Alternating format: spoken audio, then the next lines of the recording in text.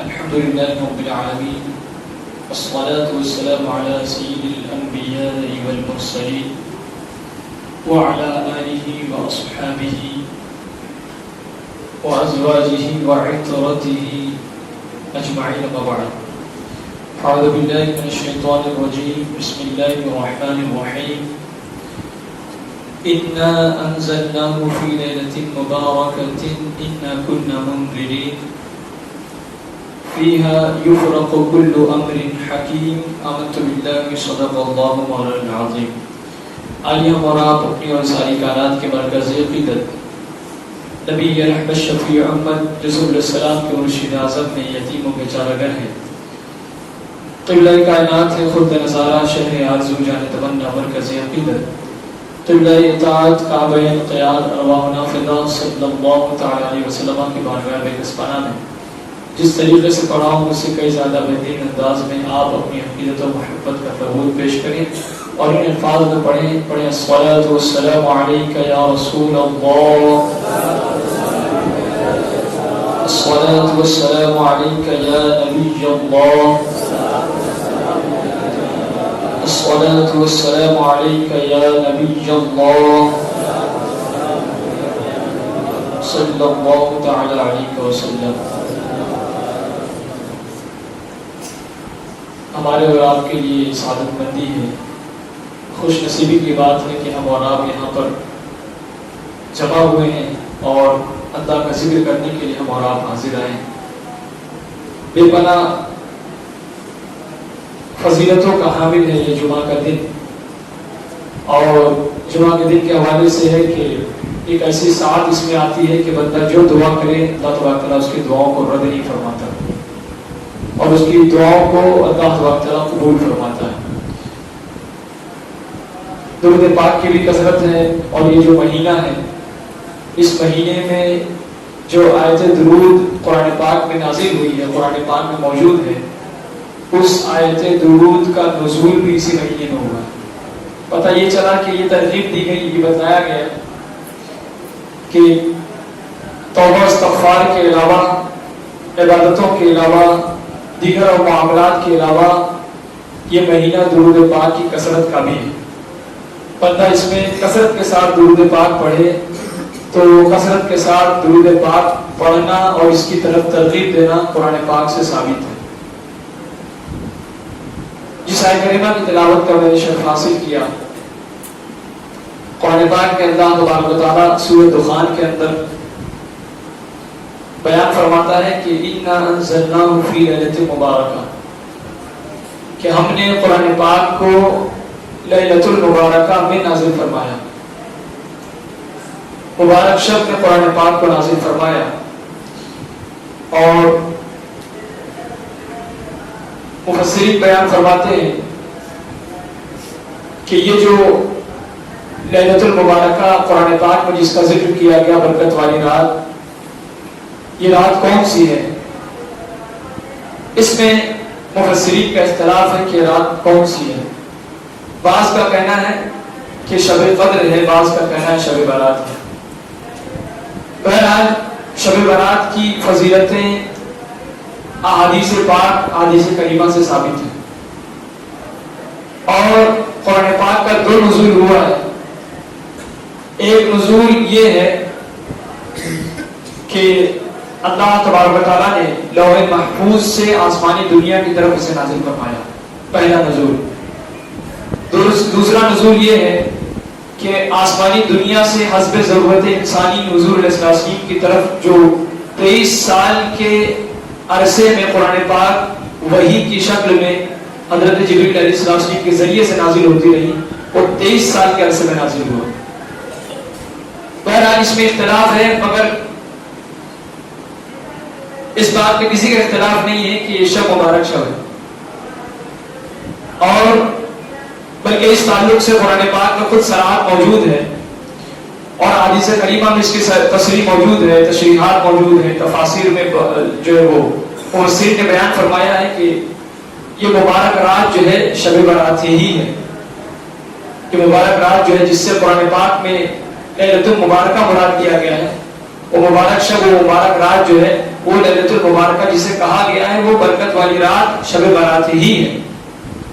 پھر اس کے بعد جو ہے حدیث پاک میں اور قرآن پاک میں اس کا ذکر موجود ہے کہ فیہا یفرق کل امر حکیم، اور یہ جو برات کی جو رات ہے، برکت والی جو رات ہے، اس میں ہر حکمت والے کام بانٹ دیے جاتے ہیں۔ اللہ تبارک و تعالیٰ کی طرف سے فرشتوں کے سپرد کر دیا جاتا ہے ہر حکمت والا کام، ہر اچھے کام کو، ہر اللہ تبارک تعالیٰ کی طرف سے جو کام بندوں کی جانب نافذ ہوتے ہیں، کائنات میں جو حکم نافذ ہوتے ہیں، وہ تمام فرشتوں کے حوالے کر دیے جاتے ہیں اسی مقدس شب میں۔ یہ جو شب آنے والی شب ہے جسے ہم شب برات کے نام سے جانتے ہیں، وہ اسی شب میں جو ہے تمام احکامات جاری ہوتے ہیں۔ انسانی دنیا کا معاملہ ہے کہ ہمارے یہاں بھی حکومی رسمی طور پر حکومتی انداز میں سال متعین ہوتے ہیں، سال میں بجٹ پاس ہوتا ہے، سال میں حکومت کی اسکیمیں آتی ہیں، سال میں جو ویکینسیز آتے ہیں، یہ تمام چیزیں یہ سالانہ ہے۔ ہماری انسانی ذہن و دماغ کے لحاظ سے حکومتیں اپنے انداز میں پیش کرتی ہیں، مگر الہی انداز کچھ اور ہوتا ہے، اور اللہ تعالیٰ اپنی شان شان جو ہے جن ایام کو منتخب فرمایا ہے وہ لیلۃ المبارک ہے، مبارک شب۔ اس مبارک شب میں جو ہے اللہ تعالیٰ کی طرف سے سال بھر کے رزق جو انسان کھائے گا، جو انسان پیے گا، جو انسان پہنے گا، جو ہم لوگ استعمال کریں گے، یہ تمام چیزیں جو ہے تقسیم کر دی جاتی ہیں اس مقدس شب میں۔ اس کے علاوہ کب تک زندہ رہے گا زندگی، یہ بھی متعین کر دی جاتی ہے، اور کب مرے گا یہ بھی متعین کر دیا جاتا ہے۔ ویسے تو دیکھا جائے تو تقدیر کا معاملہ یہ ہے کہ جو ہی اس کی انسان کی پیدائش ہوئی اسی وقت لکھ دیا جاتا ہے کہ یہ شخص جو ہے خوش نصیب ہے یا بدبخت ہے، بد نصیب ہوگا، یہ کتنا کمائے گا، کتنا کھائے گا، تمام چیزیں۔ مگر سالانہ اعتبار سے، سالانہ طور پر شب برات میں وہ تمام احکامات فرشتوں کے ذمے سپرد کر دیے جاتے ہیں، اور پھر وہ حکم لاگو ہوتا ہے۔ کبھی ایسا بھی ہوتا ہے کہ ایک انسان ہے، وہ کسی جگہ اس کے مقدر میں ہوگا کہ کسی بائک ایکسیڈنٹ کے ذریعے سے اس کا انتقال ہو جائے گا، حادثے کا شکار ہو جائے گا، مر جائے گا، مگر وہیں پر یہ موجود ہوتا ہے کہ یہ دعا کرے گا اور اس کی دعا سے اس کی تقدیر تبدیل ہو جائے گی، بدل جائے گی، اور آنے والی موت جو ہے زندگی میں جو ہے وہ زندگی میں تبدیل ہو جائے گی۔ یہ تمام خوبیاں، یہ تمام بھلائیاں موجود ہوتی ہیں۔ اس لیے حضور علیہ السلام نے فرمایا کہ جب یہ سال جس میں زندگی اور موت کے فیصلے ہوتے ہیں تو کیا ہی خوب ہو کہ اس دن میں روزے سے رہوں اور میری روح قفس حضوری سے پرواز کر جائے اور مجھے موت آ جائے، کیا ہی خوب ہو کہ میں روزے سے رہوں۔ حضور علیہ السلام اس مقدس مہینے میں کثرت کے ساتھ روزہ رکھا کرتے تھے، کثرت کے ساتھ، اور حضرت عائشہ فرماتی ہیں کہ کثرت کا یہ حال تھا کہ روزہ رکھتے رکھتے جو ہے ماہ رمضان کا آغاز ہو جایا کرتا ہے۔ حضور اس طریقے سے روزہ رکھا کرتے تھے۔ بہرحال اس مقدس دن میں سال بھر کے رزق جو ہم کھائیں گے، کمائیں گے، جتنا ملنا ہے، جتنا جانا ہے، جتنا ضائع ہونا ہے، یہ تمام چیزیں جو ہے لکھ دی جاتی ہیں، زندگی اور موت لکھ دیے جاتے ہیں۔ کیا کیا احکامات ہم پر جاری ہوں گے وہ تمام کو اس میں لکھ دیا جاتا ہے اس مقدس شب میں۔ یہ شب بڑی بابرکت ہے، فضیلت کی شب ہے، بڑی اہمیت ہے اس شب کی، اور اس شب کو اس طریقے سے بھی دیکھا جا سکتا ہے کہ حضرت عائشہ صدیقہ طیبہ طاہرہ رضی اللہ تعالیٰ عنہا جو ہے ایک شب امہات المؤمنین ہے، ایک شب حضور علیہ السلام جو ہے آپ کے پاس موجود نہیں تھے، گھر میں نہیں تھے۔ خیال یہ ہوا کہ ہو سکتا ہے کہ ازواج مطہرات میں سے کسی کے پاس ہو حضور، آپ حضور کو تلاش کرنے کے لیے نکلی گھر سے، تلاش کرتے کرتے آپ جنت البقیع میں پہنچی، دیکھا کہ حضور علیہ السلام موجود ہے۔ حضور علیہ السلام جنت البقیع میں جو ہے تشریف فرما تھے۔ حضرت عائشہ نے پوچھا تو حضور علیہ السلام نے فرمایا کہ لیلۃ النصف من شعبان، شعبان کی 15ویں شب ہے یہ. حضور فرماتے ہیں کہ شعبان کی 15ویں شب ہے، اور اس دن جو ہے، اس دن اللہ تبارک و تعالی آسمانی دنیا کی طرف نزول اجلال فرماتا ہے، تجلی فرماتا ہے اسی دن، اسی شب میں. اور پھر اس کے بعد حضور فرماتے ہیں کہ اللہ تبارک و تعالیٰ بنو کلب کے بکریوں کے بالوں سے زیادہ لوگوں کی مغفرت فرماتا ہے کثرت کے ساتھ. یعنی بنو کلب کی مثال کیوں دی گئی؟ اور قبیلوں کی بھی مثال دی جا سکتی تھی، اور لوگوں کی بھی، یا یوں بھی کہا جا سکتا ہے کہ سر انسانی وجود میں جو سر ہوتا ہے، سر میں جتنے بال ہوتے ہیں ان بالوں کے برابر اللہ تعالیٰ جو ہے لوگوں کو بخش دیتا. یہ بھی کہا جا سکتا تھا. کیوں یہ کہا کہ بنو کلب کے بکریوں کے بالوں کے برابر اللہ تبارک ہے، اس سے زیادہ لوگوں کی بخشش فرما دیتا ہے. چونکہ عرب قبیلہ عرب میں جو ہے بنو کلب کا اپنا ایک مانی جانی، وہ کبھی مانا جانا قبیلہ تھا، اور اس قبیلے میں جتنی بکریاں تھی سب کی خصوصیت یہ تھی کہ سب کے جسم میں جتنے بال تھے بہت کثرت کے ساتھ تھے، بہت گھنے بال تھے ان کے بدن میں. تو ان گھنے بال والی بکریوں کی مثال حدیث پاک میں پیش کی گئی، اور یہ فرمایا گیا کہ اللہ تبارک و تعالیٰ اس شب میں بنو کلب کے بکریوں کے بالوں سے زیادہ لوگوں کی مغفرت فرمایا کرتا ہے، لوگوں کو بخش دیا کرتا ہے. اور پھر ندا لگائی جاتی ہے کوئی مغفرت طلب کرنے والا اس کی مغفرت کر دی جائے، ہے کوئی عافیت طلب کرنے والا اسے عافیت عطا کر دی جائے، ہے کوئی اپنی پریشانی بیان کرنے والا اس کی پریشانیوں کو حل کر دیا جائے، ہے کوئی تکلیف سے دو چار جو ہمیں گڑ گڑا کر پکارے اور ہم اس کی فریاد کو سن لیں اور اس کے دکھوں کو دور کر دیں، ہے کوئی. اس طریقے سے ندا لگائی جاتی رہتی ہے مسلسل رات بھر. خوش نصیب وہ ہوتے ہیں جو رات کا فائدہ اٹھاتے ہیں، اس شب کا فائدہ اٹھاتے ہیں، توبہ استغفار کرتے ہیں، گریہ اوزاری کرتے ہیں، روتے ہیں، گڑ گڑاتے ہیں، اپنے سابقہ زندگی سے توبہ کر کے اچھا بننے کی کوشش کرتے ہیں. بڑے خوش نصیب ہوتے ہیں. اور جو شخص ان مقدس شب کے حاصل کرنے کے بعد محرومی کا شکار رہتا ہے تو پھر وہ کچھ نہیں پاتا سوائے محرومی کے، اس کے ہاتھ کچھ نہیں آتا.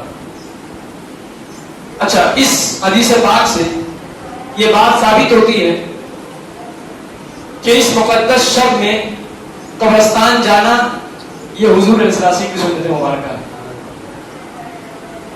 کس کی سنت ہے؟ حضور علیہ السلام کی سنت مبارکہ ہے.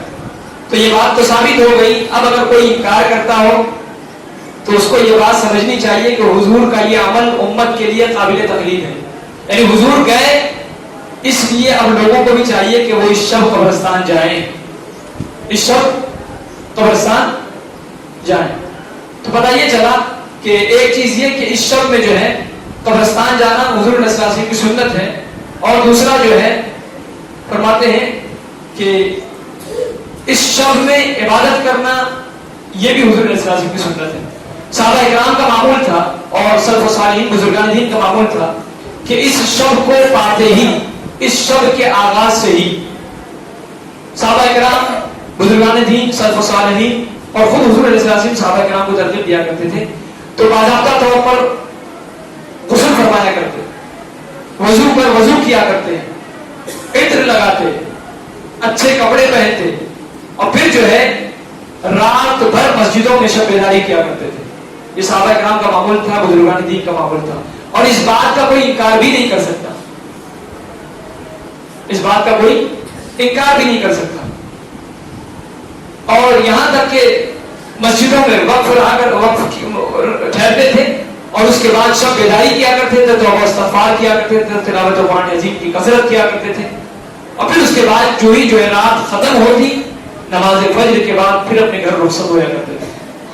یہ معمول تھا صحابہ کرام کا، اور اسی معمول کے مطابق ہم اہل سنت والجماعت اپنی مجالس کو منعقد کرتے ہیں. اس شب میں مجلس خیر ہوتی ہے، دعائیں ہوتی ہیں، ذکر اذکار ہوتے ہیں، خطابات ہوتے ہیں، وعظ و نصیحت ہوتی ہے، محفلیں جو ہے وہ منعقد کی جاتی ہیں، اور پھر لوگوں کو تبرک تقسیم کیا جاتا ہے.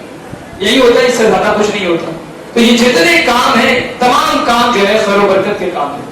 یہ تمام جتنے بھی باتیں ہیں یہ سب خیر و برکت کی ہے. اور اہل سنت والجماعت کی جتنی بھی چیزیں ہیں الحمدللہ یہ تمام سلف و صالحین قرآن و حدیث سے ثابت ہیں.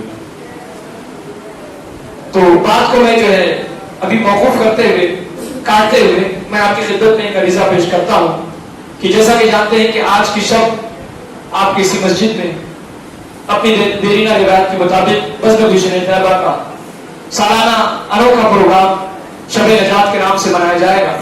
میں آپ سے محترمانہ گزارش اور اپیل کروں گا کہ آپ خود بھی آئیں, دوست احباب کو لائیں اور اس مقدس شب کی فضیلتوں کو پانے کی کوشش کریں. آپ بھی آئیں, اپنے دوست احباب کو لائیں, رشتہ دار اقارب کو لائیں, جتنا ہو سکے کثرت کے ساتھ آئیں.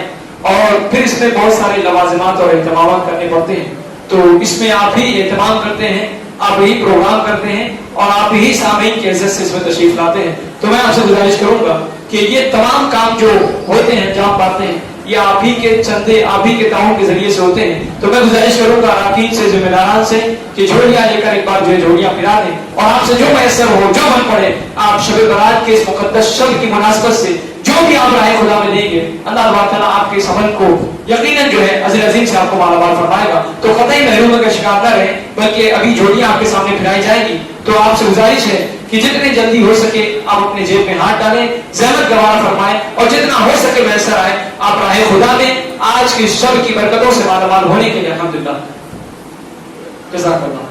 تو برکتوں سے مالا مال ہونے کے لیے آپ اپنے جیب میں ہاتھ ڈالیں, جتنا مناسب ہو آپ سے جو من پڑے, جو ہو سکے آپ اس شب کی قدر کرتے ہوئے, اس شب کی برکتوں کو سمیٹتے ہوئے, اس شب کی برکتوں سے مالا مال ہونے کے لیے آپ سے جو ہو سکے آپ اس تعاون میں حصہ لیں. اور ساتھ ہی ساتھ دوسرا تعاون یہ ہوگا, یعنی دو تعاون آپ کو اس میں کرنا ہے, دونوں طریقے سے کرنا ہے. اس میں ایک تو یہ کہ ضیافت کا اہتمام ہوگا, وہ آپ ہی کریں گے اور آپ ہی کے مہمان ہوں گے, آپ بھی مہمان ہوں گے, آپ بھی میزبان بھی ہوں گے, تو آپ کو کھلانا بھی ہے. تو اس شب میں جو ہے جزاک اللہ, تو اس شب میں جو ہے ایک تو یہ کہ خطابات ہوں گے, حمد و نعت و مناجات ہوں گے, اور پھر اس کے بعد رفقت انگیز ذکر الہی ہوگا, اور پھر اس کے بعد رفقت انگیز دعائیں ہوں گی جس میں آپ ہوں گے, ہم ہوں گے اور ہمارا رب ہوگا. اور پھر اس کے بعد جو ہے جو جس کے دل میں آئے, جیسا آئے وہ اپنے رب سے مانگے, اور بالکل جو ہے کسی طرح کی کوئی کمی اور کوتاہی نہیں ہونی چاہیے, بلکہ دل کھول کر مانگے. اور یہ شب ہی جو ہے وہ مانگنے والی شب ہے. مانگ لو چشم تر مانگ لو, اے جو ہے بگڑے نصیب والے جو ہے اپنا مقدر مانگ لو, اور اچھی زندگی مانگ لو, عبادت کا سلیقہ مانگ لو, شعور زندگی مانگ لو, شعور بندگی مانگ لو. جتنا مانگنا ہے آج کی شب مانگنی ہے, اور جتنا ہو سکے اب ہمیں یہ دیکھنا ہے کہ ہم نے مانگا کس طریقے سے. اگر ہم نے صحیح طریقے سے صحیح نہج پر اگر ہم نے اپنے رب سے مانگ لیا تو یقیناً ہماری زندگی میں اسی شب کے بعد سے انقلاب پیدا ہونا شروع ہو جائے گا, اور اس کے اثرات جو ہے اس شب سے پہلے دیکھنے کو میسر آ جائیں گے. ورنہ بہت لوگ ہیں مانگتے تو ہیں یقیناً دل سے نہیں مانگتے, زبان سے مانگتے ہیں, دل سے نہیں مانگتے. تو یہی وجہ ہے کہ وہ قطعی محرومی کا شکار رہتے ہیں. اگر مانگنا ہے تو دل سے بھی مانگے, زبان سے بھی مانگے, ہاتھ اٹھا کر بھی مانگے, چشم تر سے بھی مانگے, اور اپنے دل کو پڑھے دل بنا لیں اور اس کے بعد مانگے, کاسے گدائی بچھا کر مانگے. رب آپ کا رب جو ہے آپ سے اتنا راضی ہوگا کہ وہ عطا کر دے گا, آپ کی مغفرت ہو جائے گی, آپ پر رحمت ہو جائے گی, آپ پر نگاہ کرم ہو جائے گا, اور پھر انشاءاللہ آپ کی زندگی سمجھ جائے گی. تو آپ بات میں اللہ کے رسول فرماتے ہیں کہ اگر یہ شب تمہیں مل جائے تو کرو گے کیا؟ یہ شب اگر تمہیں مل جائے تو کیا کرو گے؟ تو حضور فرماتے ہیں کہ اس شب میں قوموا لیالیہا, اس کی رات میں قیام کرو, رات میں کثرت کے ساتھ عبادت کرو. اگر یہ شب تمہیں میسر آ جائے تو اس شب کی قدر کرو اور اس رات میں عبادت کرو. پتہ یہ چلا کہ رات جاگو فقط مت, رات فقط جاگو مت, بلکہ اس رات کی قدر کرتے ہوئے عبادت کرو. پتہ یہ چلا کہ یہ عبادت کی رات بھی ہے. پھر اس کے بعد اللہ کے رسول فرماتے ہیں کہ وہ صوموا نہاریہا, اور اس کے دن میں روزہ رکھو, اس کے دن میں روزہ رکھو. مطلب کل سنیچر کے دن کی فضیلت ہے کہ 15ویں شب کی فضیلت ہے, اور حضور صلی اللہ علیہ وسلم تو اس ماہ مبارک میں کثرت کے ساتھ روزہ رکھا کرتے تھے. اور حضور فرماتے ہیں کہ 15ویں تاریخ کو, یعنی 15ویں تاریخ کو جب نامہ اعمال نافذ ہوں گے اور پرانے نامہ اعمال فرشتوں کے ہاتھ سے جو ہے وہ جائیں گے اور نئے اعمال جب ان کے ہاتھوں میں آئیں گے, تو اس وقت بھی حال یہ ہو میرا کہ جب میرے ہاتھ میں, جب میرا نامہ اعمال فرشتوں کے ہاتھ میں ہو تو اس وقت بھی میں روزے سے رہوں, اور جب میری جو ہے زندگی کا خاتمہ ہو اور جب مجھے موت طاری ہو تب بھی جو ہے میں روزے سے رہوں. تو اس طریقے سے حضور علیہ السلام جو ہے اس کی ترغیب فرمایا کرتے. تو ہماری اور آپ کی ذمہ داری بنتی ہے کہ ہم آج کی شب قطع محرومی کا شکار نہ رہیں, ادھر ادھر بیٹھ کر ٹائم پاس نہ کریں, بلکہ مسجد میں رہیں, اور جب تک رہیں توبہ استغفار کرتے رہیں, تلاوت کی کثرت کرتے رہیں, درود پاک پڑھتے رہا کریں, اور اس طریقے سے جو ہے اس شب کو جو ہے پوری طریقے سے گزارنے کی کوشش کریں. تو رات میں عبادت کریں اور دن میں روزہ رہیں گے انشاءاللہ. کون کون رہے گا؟ ایسا دیکھ رہا ہوں کہ بہت شب برات ہے, یہ کوئی اور شب نہیں ہے, ورنہ میں آپ سے ہاتھ ہی نہیں اٹھواتا ہے نہیں. کون کون رہے گا روزہ؟ لوگ ڈرتے ہوں گے یار ابھی گرمی ہے سخت, زبردستی روزہ رکھوا رہے ہیں, اور یہ فرض روزہ تو ہے, مگر آپ رکھیں گے تو اس کا فائدہ آپ کو ملے گا, اس کا فائدہ آپ کو ملے گا. ایک تو حضور کی سنت ہے اور اس کی بے شمار فضیلت ہے, تو آپ کو اس کا فائدہ ملے گا. اور آپ جو ہے رات میں قیام اللیل کریں, روزہ رات میں جو ہے آپ عبادت کریں, اور خاص طور پر جو ہے آپ نفل پڑھنے سے زیادہ آپ یہ کام کریں کہ آپ کی زندگی میں اگر جو قضا نماز اگر چھوٹی ہو تو قضا نماز پوری کرنے اور ادا کرنے کا عزم کریں, اور آج ہی اس کا آغاز کر دیں. زندگی میں بالغ ہونے کے بعد سے 12, 13, 15 سال کے اندر اس کے بعد سے حکم شرع نافذ ہوتے ہیں, اور پھر اس کے بعد ہم نے زندگی کی بے شمار نمازیں چھوڑی ہیں, عصر چھوڑی, ظہر چھوڑی, جمعہ تک چھوڑ دیا ہے, عید بھی چھوڑ دی, ہم نے اتنا ظلم کیا اپنے آپ پر. تو ایسی صورت میں ہمیں چاہیے کہ ہم جب ایسی مقدس شب ملے تو عزم کریں, تہیہ کریں, ارادہ کر لیں, اور مضبوطی کے ساتھ اپنے دل و دماغ میں گرا کر لیں کہ اب سے ہماری کوئی نماز قضا نہیں ہوگی, اور اب سے ہم اپنی قضا نمازوں کی ادائیگی کا عزم کرتے ہیں. اے پروردگار ہمیں اس پہ ثابت قدمی عطا فرما, اور پھر اس کے بعد جو ہے آج ہی کی شب سے آپ اپنی قضا نمازوں کی ادائیگی کی کوشش کریں. یقیناً اللہ تعالیٰ آپ کے اس عمل کے ذریعے سے آپ کی مغفرت فرمائے گا. تو قطعی اس میں بھی محرومی کا شکار نہ رہیں. اور پھر اس کے بعد جو ہے بات آ رہی ہے تو میں آپ کی خدمت میں پیش کر دوں کہ جو ہم یہ حلوہ بناتے ہیں, اب آپ کا بھی تھوڑا سا سینہ چوڑا ہو جائے, دل مضبوط ہو جائے کہ آپ بے دلیل نہیں ہیں کسی طریقے سے, آپ کسی طریقے سے بے دلیل نہیں ہیں. میں نے دلیل اکٹھا کر لی ہے, آپ کی خدمت میں پیش کر دیتا ہوں. بہت سارے لوگ حضرت اویس قرنی رضی اللہ تعالیٰ عنہ کی خدمت ان کے تعلق سے گفتگو فرماتے ہیں کہ انہوں نے اپنے دانت شہید کر لیے تھے, اور پھر حضور کے غم میں تو اس لیے جو ہے ان کے پاس دانت تو تھا نہیں, اب کوئی مضبوط چیز, کڑک چیز اگر وہ کھاتے تو ان کو تکلیف ہوتی, تو ان کے سامنے حلوہ پیش کیا گیا تو حلوہ کھاتے. بہرحال یہ روایتیں سمجھ میں نہیں آتی, کیونکہ کوئی بھی اور وہ آپ درجہ تابعین ہیں, آپ اپنے وقت کے بڑے بزرگ ہیں, اور حضور علیہ السلام نے خود ان سے فرمایا تھا کہ جاؤ اور ان سے کہو کہ میرے لیے دعا کریں. اتنی بزرگ شخصیت تھی.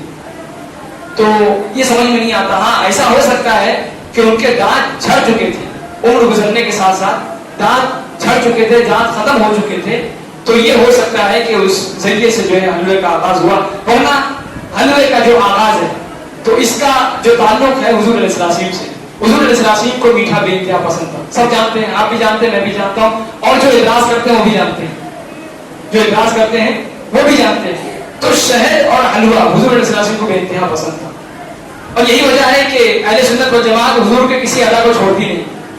ہر اداؤں کو الحمدللہ ہم اپنانے کی کوشش کرتے ہیں. کہیں ایسا نہ رہے کہ ہم محرومی کا شکار ہو جائیں, حضور کو یہ بھی پسند تھا ہم نہیں کرتے, حضور کو وہ بھی پسند تھا. ہاں بس کھلی کمی ہمارے یہاں یہ ہے کہ حضور کو سب سے زیادہ نماز پسند تھی, وہ ہم نہیں کرتے. حضور کو سب سے زیادہ نماز پسند تھی, وہ ہم نہیں کرتے. اسی میں تھوڑا پیچھے ہیں, تھوڑا کیا بہت پیچھے ہیں, اسی لیے آگے آنے کی ضرورت ہے بے. باقی اور چیزیں تو ہم کرتے ہیں. اللہ کرے کہ نماز پڑھنے والے بن جائیں تو یقیناً ہم سچے رسول اللہ کے جو ہے سچے امتی ہو جائیں گے, سچے جو ہے ان کے متبع ہو جائیں گے, اور سچے جو ہے سنت کے پیروکار بن جائیں گے اگر ہم نماز کی پابندی کرنے لگے. تو روایت میں آیا کہ حضور علیہ السلام کو حلوہ اور شہد بے انتہا پسند تھا. حلوہ ہر میٹھی چیز کو کھایا جاتا ہے. جب سال بھر جو چیز بنا نہیں ہے وہ شب برات میں کیسے بنا ہوگی آپ بتائیے. سال بھر جو چیز بنا نہ ہو وہ شب برات میں کیسے بنا ہوگی. تو اگر ہم شب برات میں حلوہ وغیرہ بناتے ہیں, تقسیم کرتے ہیں, خود کھاتے ہیں, دوسروں کو کھلاتے ہیں, اپنی خوشی میں دوسروں کو شریک کرتے ہیں, تو یہ برا کہاں سے ہوگا, ناجائز کہاں سے ہوگا. ناجائز ہونے کی دلیل چاہیے, ناجائز کیوں ہے بھائی. ایک روایت یہ ملتی ہے کہ حضرت عثمان غنی رضی اللہ تعالیٰ عنہ نے حضور کی خدمت میں ایک حلوہ پیش کیا. اس حلوے کی کیفیت یہ تھی کہ اس میں آٹا تھا, گھی تھا اور شہد تھا. آٹا تھا, گھی تھا اور شہد تھا. حضور کی خدمت میں آپ نے پیش کیا, حضور نے پسند فرمایا. یعنی حضور نے پسند فرمایا, یہ بھی حضور کی سنت ہے.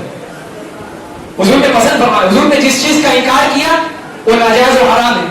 حضور جس مجلس پر رہیں اور صحابہ کرام کو کسی کام کے کرتے ہوئے دیکھیں اور حضور منع نہ کریں، وہ بھی سنت ہے، وہ بھی سنت ہے۔ حضور کے اقوال سنت ہے، حضور کے افعال سنت ہے، حضور نے جو کہا وہ سنت ہے، حضور نے جو کیا وہ سنت ہے۔ اور حضور کسی مجلس میں ہو اور حضور نے کسی کو کچھ کرتے دیکھا، منع نہ فرمایا، وہ بھی سنت ہے۔ جناب عثمان غنی نے حضور کی خدمت میں وہ آٹا اور گھی اور شہد سے ملا ہوا وہ حلوہ جب پیش کیا تو حضور نے فرمایا، حضور نے اسے بے پسند فرمایا، کہا بہت اچھا ہے۔ اور پھر اس کے بعد فرماتے ہیں کہ فارسی لوگ یعنی فارس کے رہنے والے اسے تخیص کہتے ہیں۔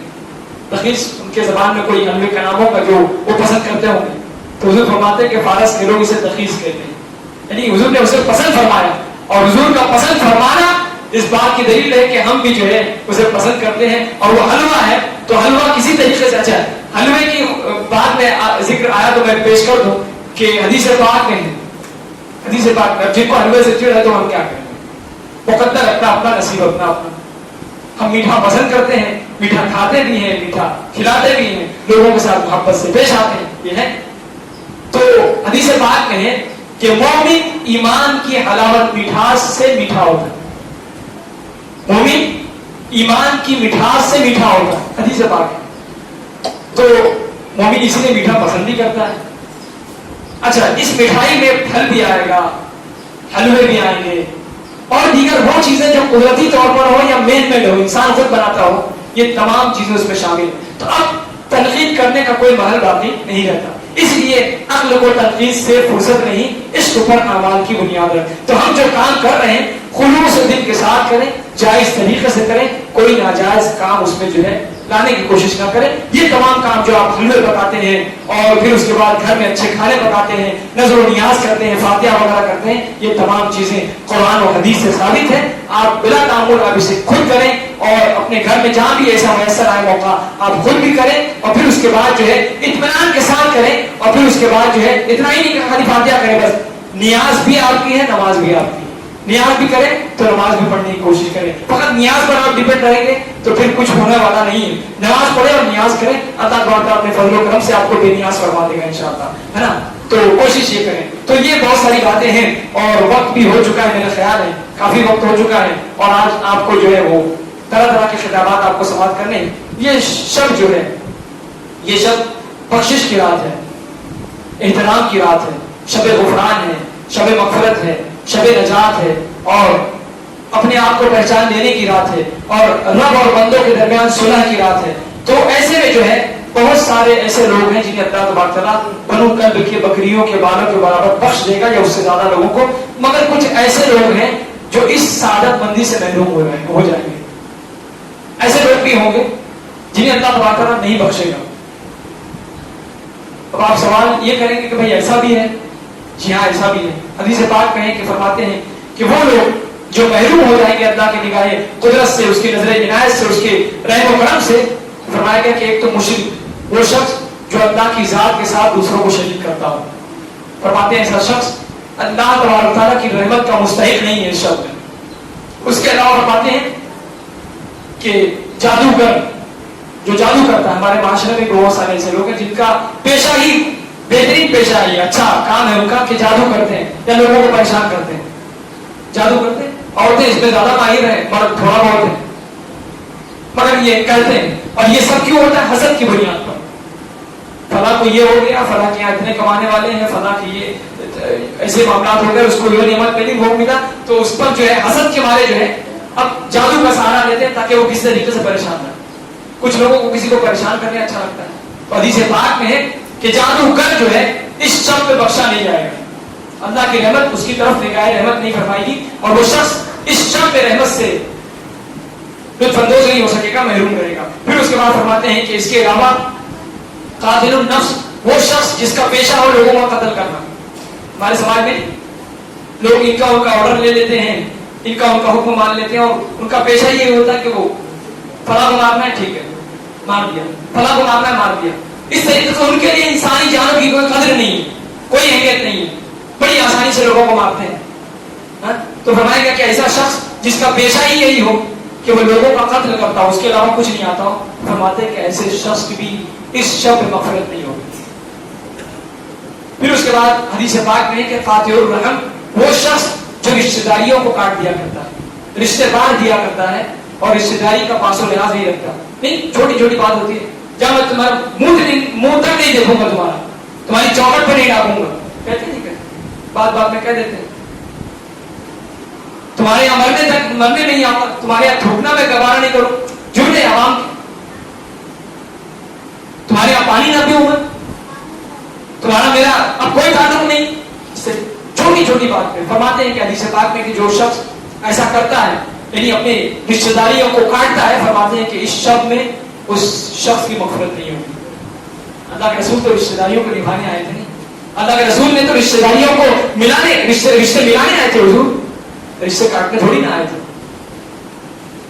تو رشتے ملانے والے بن جائیں آپ. اور آج کے شب میں آپس میں ہی خود بہت سارے ایسے لوگ ہیں، تھوڑے سا تو میں جو ہے وہ بات بگڑ جاتی ہے تو صدیوں وہ دشمنی چلتی ہے، نسلوں تک وہ دشمنی چلتی رہتی ہے. نہیں، وہ میرے باپ کا دشمن تھا، رشتے نہیں کریں گے ان کے یہاں، ان سے تعلقات نہیں کریں گے، ان کے یہاں کاروبار نہیں کریں گے، ان سے بزنس، ان سے کوئی ڈیل نہیں کریں گے. معاملہ بہت ساری جگہ ہمارے یہاں، آپ کے گاؤں میں دیہات میں آپ چلے جائیں تو بہت چلتا ہے، وہ بہت زیادہ ہی چلتا ہے. شہروں میں تو لوگ مجبور ہوتے ہیں، ادھر ادھر سے آئے ہوتے ہیں تو چل جاتا ہے، مگر یہاں بھی وہ ہے. اور ہمارے یو پی، بہار، بنگال اور دیگر اطراف میں تو بہت زیادہ ہے، یہ سب چیزیں چلتی ہیں. بہرحال تو اس شب میں جو ہے آپ سچے دل سے توبہ کریں اور رشتہ نبھانے کی کوشش کریں. اگر آپس میں کسی کی ایسا نہ بنتی ہو تو بنانے کی کوشش کریں اور خود چھپ کر آپ سلام کر لیں اور یہ تمام چیزوں کو ختم کر دیں. اخوت و محبت و بھائی چارگی کا اسلام پیغام دیتا ہے، نفرت کی تعلیم اسلام نہیں دیتا. تو حضور علیہ السلام سے تو رشتوں کو ملانے آئے تھے، دلوں کو جوڑنے آئے تھے، تو ایسا نہ ہو کہ حضور کی تعلیمات کے خلاف کوئی کام ہو اور ہم اللہ کی رحمت سے جو ہے وہ اللہ کی رحمت کے مستحق نہ بن سکے.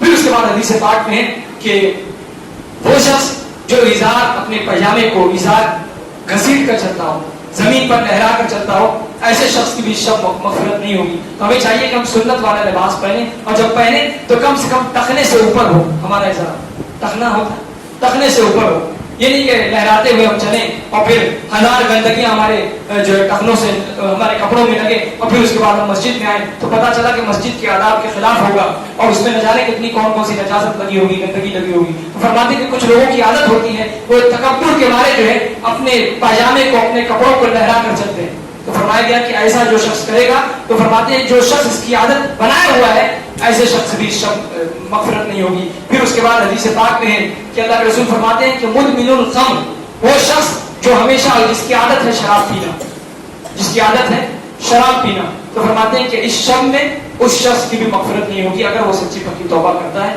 تو ٹھیک ہے، اور اگر توبہ نہیں کرے گا تو ایسے شخص جو شرابی ہے اس کی بھی شب مغفرت نہیں ہوگی. اور اس کے بعد اس زانی کی بھی مغفرت نہیں ہوگی جس کی عادت ہے زنا کرنا، چاہے مرد ہو چاہے عورت. فرماتے ہیں کہ اس شب میں ان کی بھی مغفرت نہیں ہوگی. اس طریقے سے فرمایا گیا کہ یہ لوگ اگر سچی پکی توبہ کر لے تو یقیناً اللہ تبارک تعالیٰ کی نظر رحمت کے مستحق ہو سکیں گے، اس کی رحمت و انعام کے مستحق ہو سکیں گے. اور اگر نہیں تو پھر ان لوگوں کے لیے فرمایا گیا کہ یہ لوگ اس شب میں بھی، مقدس شب کے پانے کے بعد بھی، یہ لوگ جو ہے اللہ کی رحمت سے نا امید، اللہ کی رحمت سے جو ہے وہ کچھ حاصل نہیں کر سکیں گے. اور پھر جو ہے اللہ کی رحمت جہاں کسر ناقص پر برستی ہوگی وہاں یہ محرومی کا شکار رہیں گے. تو ایسے میں چاہیے ہم اور آپ قطعی محرومی کا شکار نہ رہیں، بلکہ اس شب کا پورا فائدہ اٹھانے کی کوشش کریں اور ابھی سے عزم اور تہیہ کر لیں کہ ہم اس شب میں مسجد میں گزاریں گے. یا اگر آپ اپنے گھر میں بھی ہوں تو کم سے کم گھر میں توبہ، استغفار، دعا، یا گھر میں خود آپ ایک مجلس بنا لیں اور گھر والوں کو جمع کر لیں،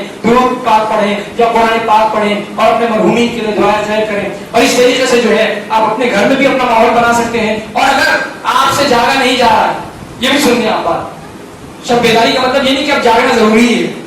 اگر آپ سے جاگا نہیں جا رہا ہے، نیند آ رہی ہے اور صبر کی انتہا ہو چکی ہے تو آپ سو جائیں، آپ سو جائیں، دوسروں کے لیے درد سر نہ بنے.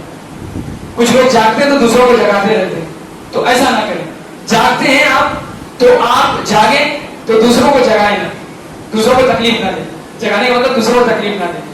آپ سو جائیں اور فجر سے پہلے آپ جلدی اٹھنے کی کوشش کریں اور اس کے بعد 2 رکعت تہجد کی نماز پڑھیں. یہ آپ سے تو ہو سکے گا یہ کام. تو اس سب میں جو ہے وہ تہجد کی نماز پڑھیں، پھر اس کے بعد اپنے رب کے سامنے اپنا دست طلب आगे बढ़ाएं, अपने दस्ते तलब को बढ़ाएं और फिर उसके बाद जो है अपने रब के सामने जो कुछ आपको मांगना है मांगिए। तहज्जुद की नमाज बहुत फजीलत वाली नमाज है, तो बेहतर ये होगा कि आप जितनी देर तक आपसे जागना हो सके आप जागें, कब्रिस्तान जाएं, इबादतें करें, इस मजलिस में शरीक हों जो आपके बस में कुछ तैयबा की जानिब से हो। फिर उसके बाद जब आप यहाँ से रुखसत हों तो आप जाएं और आराम करें, और आराम करने के बाद सेहरी वगैरह करने के बाद अगर जिन हज़रात को रोजा रखना हो सेहरी वगैरह करने के बाद फिर उसके बाद जो है आप वक्त मैसर आया तो तहज्जुद की नमाज पढ़ें, फिर उसके बाद नमाज फजर पढ़ें। इस तरीके से नमाज का भी आगाज करें और फिर उसके बाद इस मुकद्दस शब का पूरी तरीके से फायदा उठाने की कोशिश करें। दौरान गुफ्तगू जो भी खत्म हुई हो परवरदिगार मुझे माफ फरमाए। अस्तगफिरुल्लाह रब्बी मिन कुल्ली ज़ंबिन व अतूबु इलैह। बेशुमार